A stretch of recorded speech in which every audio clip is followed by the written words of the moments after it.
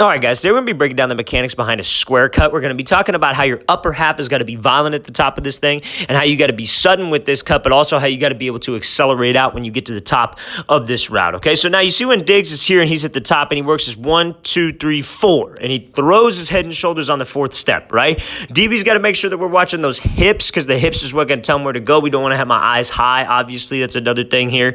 But again, when we make this break on this square cut, it's very important that this step is quick and this step is sudden, right? You see a lot of people teach this square cut, but that fourth step is way outside their frame. They reach and they pop their chest back and they open up that toe because they got no drive out of this. The main goal is to be able to get separation at the top of the route. We want to go 1, 2, 3, 4 and throw my upper half, right? You see how he's throwing his hips, opening up his shoulders, giving a head fake because that's what's more likely to get this DB to lean to the outside. But this cut is so important because it's got to be able to drive you out and widen the gap because let's say we don't get him as bad. Let's say we don't get him to stumble. Let's say this DB's got good recovery time.